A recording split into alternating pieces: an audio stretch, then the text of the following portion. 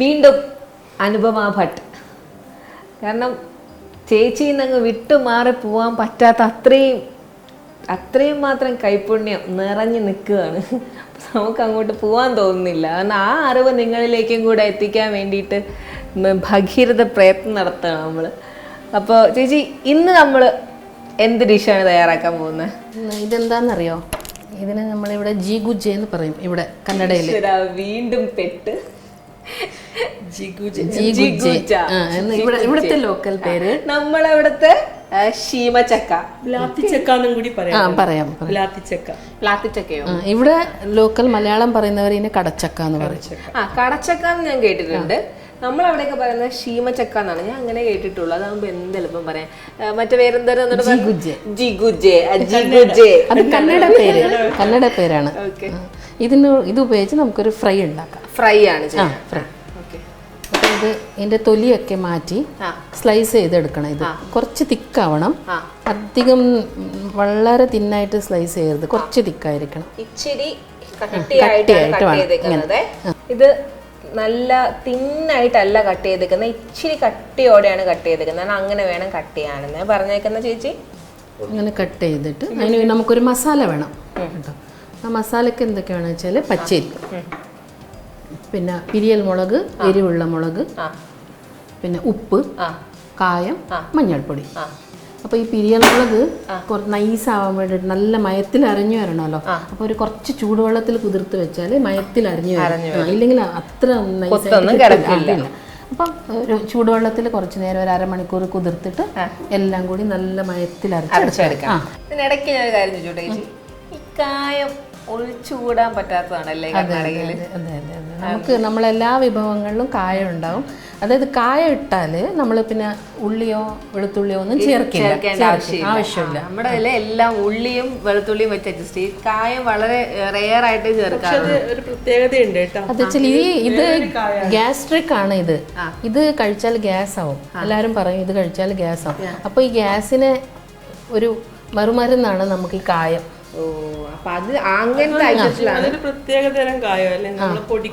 പൊടിക്കായല്ല, ഇത് നമ്മളവിടെ ബോക്സിൽ കിട്ടുന്ന പൊടിക്കായല്ല, ഇതാണ് നമ്മൾ യൂസ് ചെയ്യുന്നത്. പിന്നെ ഇവിടെ കറിക്ക് ഉപയോഗിക്കുന്ന ഈ കായം ഇവിടെ എല്ലാ മാർക്കറ്റിനും ഈ കായാണ് കിട്ടാറ്. പൊടിയും കിട്ടും. മിക്കതും ഇവിടെ ഓർഗാനിക് അല്ലേ, അല്ലാണ്ട് മാർക്കറ്റിൽ നിന്ന് മേടിക്കുന്നത് വളരെ ചുരുക്കം സാധനങ്ങൾ മാത്രമേ ഉള്ളൂ. ഇവിടെ ഫുൾ ഓർഗാനിക് ചേച്ചി തന്നെ ഇവിടെ എല്ലാം ചെയ്തെടുക്കുന്നത്. ഉപ്പ് മാത്രം. പിന്നെ ഒരു നമ്മളെല്ലാം ഉപ്പ് പൊടിയാണ് യൂസ് ചെയ്യുന്നത്. പക്ഷെ ചേച്ചിയുടെ എല്ലാ ഡിഷസിലും ചേച്ചി വീട്ടിൽ യൂസ് ചെയ്യുന്നത് കല്ലുപ്പാണ്. കാരണം കല്ലുപ്പ് യൂസ് ചെയ്യുന്നതാണ് ഏറ്റവും നല്ലത് എന്നാണ് ചേച്ചിന്റെ അഭിപ്രായം. മായമില്ലാത്ത കല്ലുപ്പില് കമ്പാരിറ്റീവ്ലി കുറവായിരിക്കും. അതുകൊണ്ടാണ് കല്ലുപ്പ് ഉപയോഗിക്കുന്നത്. അപ്പൊ നമ്മൾ ഇന്ന് ഇതൊക്കെ ചേർത്ത് അരച്ചെടുക്കാം. നമുക്ക് അരച്ചെടുക്കാം. ഈ യൂട്യൂബ് ചാനൽ സബ്സ്ക്രൈബ് ചെയ്ത് ബെൽ ഐക്കൺ അമർത്തുക. പുതിയ വൈവിധ്യമാർന്ന വീഡിയോസ് നിങ്ങൾക്ക് യഥാസമയം ലഭിക്കുന്നതിനായി. അടിപൊളി കായത്തിന്റെ ഒക്കെ മണമുണ്ട്. അപ്പൊ നമ്മൾ ഫുൾ എല്ലാ ചേരുവകളും കൂടെ മിക്സ് ചെയ്തു അല്ലെ, ചേർത്ത് അരച്ചെടുക്കുന്നത്. ഇനിയിപ്പോ ഇതിപ്പോ നമ്മൾ നേരത്തെ കഷ്ണാക്കി വെച്ചത് ഇവിടെ ഉണ്ടല്ലോ. ഇനിയിപ്പോ ഇതെല്ലാം തേച്ച് കൊടുക്കുക. ഇങ്ങനെ ഓരോന്നായിട്ട് ഇങ്ങനെ തേച്ച് കൊടുക്കുക.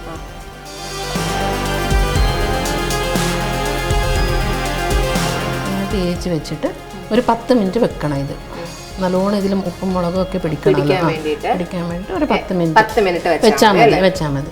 ഇങ്ങനെ വെച്ചെടുക്കും. അപ്പൊ ഇതിൽ നന്നായിട്ട് മിക്സ് ചെയ്ത് 10 മിനിറ്റ് വെച്ചേക്കണം, എന്നാലേ ഇതിലേക്ക് പിടിക്കുള്ളൂ.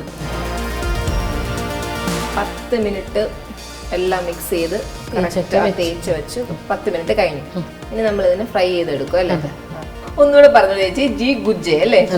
ജി ഗുജ്ജെ അത് ഇവിടുത്തെ ലോക്കൽ ഭാഷയിൽ പറയുന്നത്.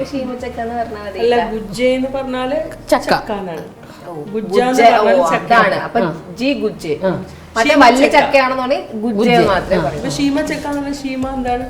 ചക്ക, ശീമച്ചക്ക. അതായിരിക്കും പറയുന്നത്. ഫ്രൈ ചെയ്യാം. നമ്മൾ ചീനിച്ചട്ടി വെച്ചു, ആവശ്യത്തിന് എണ്ണ ഒഴിച്ചു അല്ലേ? പിന്നെ അത് ചൂടാവണം. നേരത്തെ ഒരു കാര്യം വിട്ടിരുന്നു, അരിപ്പൊടി. അത് ഈ അരിപ്പൊടിയിൽ ഇതൊന്ന് ഇങ്ങനെ കോട്ട് ചെയ്തിട്ട് നമുക്ക് ഇതെന്ന് വെച്ചാൽ ക്രിസ്പി ആവാൻ വേണ്ടിയിട്ടാണ്. കേട്ടോ. പിന്നെ ഈ കോട്ടിങ് ശരിക്കും പിടിക്കാൻ വേണ്ടിയിട്ട് നമ്മളിപ്പോൾ കോട്ട് ചെയ്തില്ല ആദ്യം മസാല. അപ്പോൾ ഇങ്ങനെ അരിപ്പൊടിയിൽ ഇങ്ങനെ ഇതൊന്ന് ഇങ്ങനെ മുക്കി എടുക്കുമ്പോൾ അത് നന്നായിട്ട് പിടിക്കും, അതിൽ മൊരിഞ്ഞ് വരും.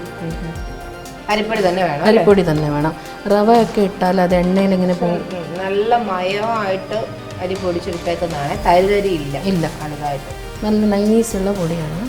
ആക്ച്വലി അപ്പൊ ഇത് ഒരു ഈവനിങ് സ്നാക്സ് ഒക്കെ ആയിട്ട് നമുക്ക് യൂസ് ചെയ്യാം അല്ലേ? ഈവനിങ് സ്നാക്സ് ആയിട്ട് ഉപയോഗിക്കാം, നമുക്ക് ചോറിന്റെ കൂടെ ഉപയോഗിക്കാം. നമ്മുടെ കൂടെ നോൺ വെജ് ഒന്നും ഇല്ലാന്നുണ്ടെങ്കിലേ ഇത് വെച്ചൊക്കെ അഡ്ജസ്റ്റ് ചെയ്ത് നമുക്ക് പിള്ളേരെ പറ്റിക്കാം. ഇത് നമുക്ക് ചൗത്തിക്ക് വളരെ പ്രധാനപ്പെട്ട ഒരു വിഭവമാണ്. എന്താണ് പേര്? ചൗത്തി, വിനായക ചതുർത്ഥി, ചതുർത്ഥി എന്ന് പറയും. ചതുർത്ഥി, നമ്മുടെ ചതുർത്ഥി. അതെ, ചതുർത്ഥിക്ക് ഇത് വളരെ ഒരു പ്രധാനപ്പെട്ട വിഭവമാണ്. അപ്പോൾ നമ്മൾ 5 തരം ഫ്രൈസ് ഉണ്ടാക്കും അന്ന് വീട്ടില്. എവിടെയൊക്കെ വിനായകരുടെ ഇത് പ്രതിമ വെച്ചിട്ട് പൂജയൊക്കെ ഉണ്ടോ വീട്ടില് തന്നെ, നമുക്ക് അമ്പലത്തിൽ മാത്രമേ ഉള്ളൂ. വീട്ടിലുണ്ട്. അത് നമ്മളിങ്ങനെ പെട്ടെന്ന് ഒരു ദിവസം സുപ്രഭാതത്തിൽ ഞങ്ങൾ ചൗത്തി ചെയ്യുന്നത് തുടങ്ങുന്നതല്ല. അതിങ്ങനെ പരമ്പരാഗതമായിട്ട് ആരുടെ വീട്ടിലൊക്കെ ഉണ്ട് അവരുടെ വീട്ടിലൊക്കെ അത് ചെയ്തുകൊണ്ട് വരും. അപ്പൊ അതൊരു കുടുംബത്തിൽ, ഒരു ഫാമിലി, ഒരു വലിയ ഫാമിലി, ഒരു തറവാട് എന്ന് പറയില്ലേ, ഒരു തറവാടിൽ ഒരു ചൗത്തിയേ ഉണ്ടാവുള്ളൂ. അത് സ്പ്ലിറ്റ് ആവില്ല. തറവാട് സ്പ്ലിറ്റ് ആയാലും ചൗത്തി സ്പ്ലിറ്റ് ആവില്ല. അപ്പം നമുക്ക് ഓരോന്നായിട്ട് ഇട്ട് കൊടുക്കാം. പിന്നെ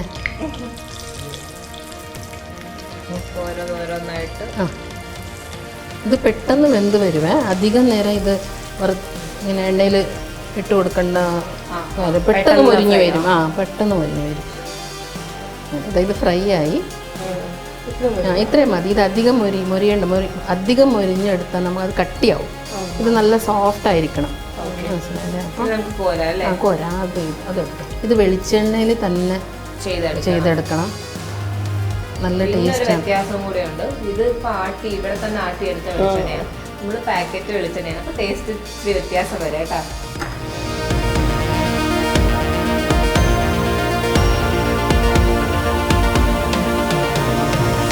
അപ്പൊ നമ്മുടെ ജി ഗുജ്ജ, യെസ് കറക്റ്റ് ആയിട്ട് ജി ഗുജ്ജ നമ്മൾക്ക് ഇവിടെ റെഡി ആയിട്ടുണ്ട്. ഫ്രൈ അല്ലേ? ജി ഗുജ്ജ ഫ്രൈ. ഞാൻ കഴിക്കണം, ചേച്ചി കഴിക്കണം? ഞാൻ കഴിക്കാം അല്ലേ?